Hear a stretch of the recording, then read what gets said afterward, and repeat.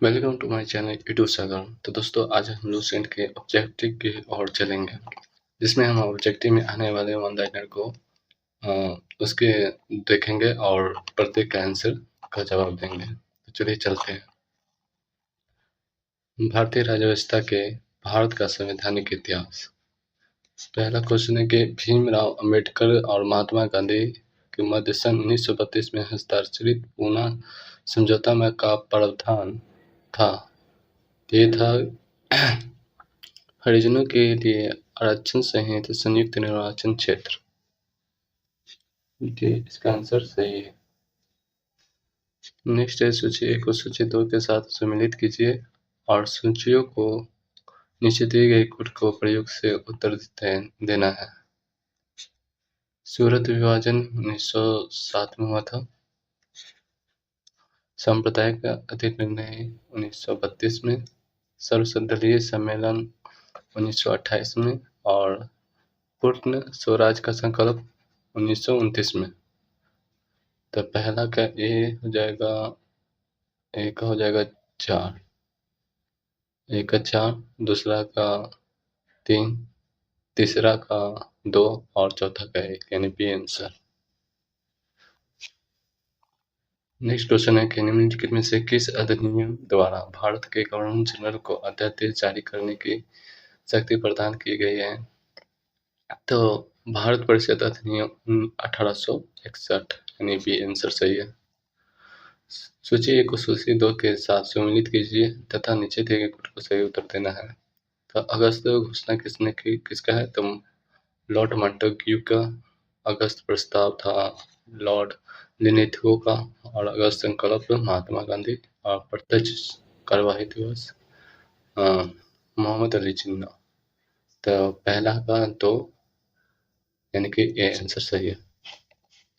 Next है कि regulating act 1773 में ही पारित हुआ था, रेगुलेटिंग एक्ट। नेक्स्ट है कि भारत के गवर्नर जनरल के किस एक्ट के द्वारा अपनी समितियों के अस्वीकार करने के अधिकार मिला है? तो इसका आंसर सी हो जाएगा, 1746 का अमेंडमेंट एक्ट। नेक्स्ट के महारानी विक्टोरिया को भारत का सामग्री नियुक्त किया गया, तो किस एक्ट के तहत? तो 1858। 8वां क्वेश्चन है कि सामग्री विक्टोरिया ने 1858 की घोषणा में भारतीयों को बहुत सी चीजें दिए जाने का आश्वासन दिया था। इन आश्वासनों में से कौन सा ब्रिटेन शासन ने पूरा किया था? इसका आंसर हो जाएगा बी, देशी रजवाड़ों की यथास्थिति बनाए रखी जाए। नेक्स्ट है कि मिंटो मार्लो सुधार का उद्देश्य क्या था? तो इसका आंसर ये हो जाएगा पृथक निर्वाचन प्रणाली। मार्लो मिंटो सुधार बिल किस वर्ष पारित किया गया था? तो 1909 में। मुसलमानों के लिए अतिरिक्त निर्वाचन मंडल प्रारंभ किसके द्वारा लाया गया था? तो मार्लो मिंटो सुधार 1909।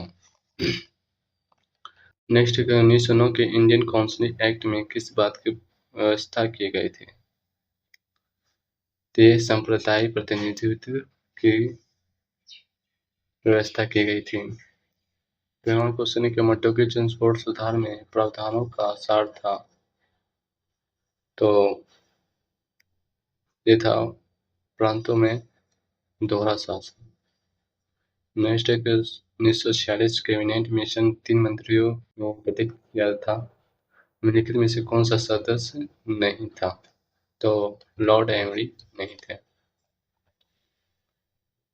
कैबिनेट मिशन योजना के विषय में कौन सा सही नहीं है? तो इसमें पाकिस्तान की स्वीकृति का बात नहीं की गई थी।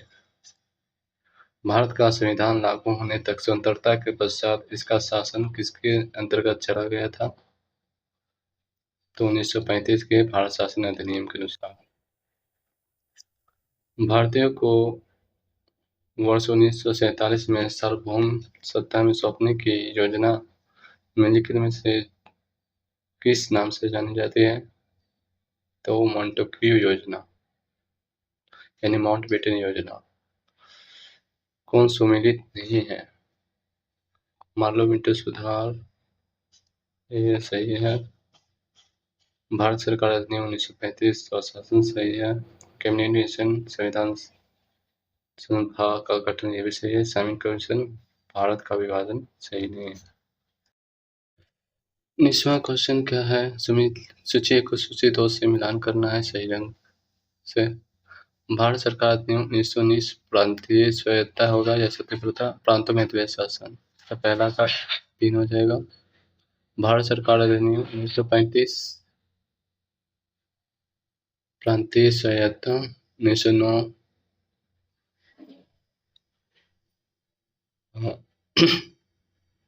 1909 का पार्लियामेंट एक्ट है देश का हो जाएगा सांप्रदायिक निर्वाचन।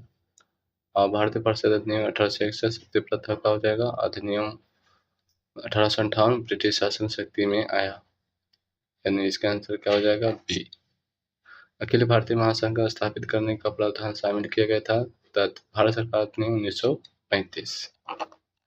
नेक्स्ट है कि निम्नलिखित में से किस अधिनियम ने केंद्र में द्वैत शासन प्रणाली को स्थापित किया था?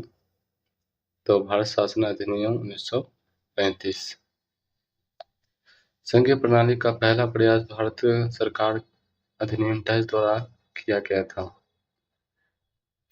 तो यह भी 1935 अधिनियम के तहत। किस अधिनियम की प्रमुख विशेषता प्रांतीय स्वायत्तता तक थी? तो बोल रहा है किस अधिनियम की प्रमुख विशेषता प्रांतीय स्वायत्तता थी? तो इसका आंसर हो जाएगा 1935। 24 भारत में सचिव का पद किसके द्वारा निर्मित किया गया था? तो पार्लियामेंट एक्ट के तहत 1909 में। आपको ये वीडियो कैसा लगा? अगर अच्छा लगा तो कृपया करके इसे लाइक करें, शेयर करें। धन्यवाद।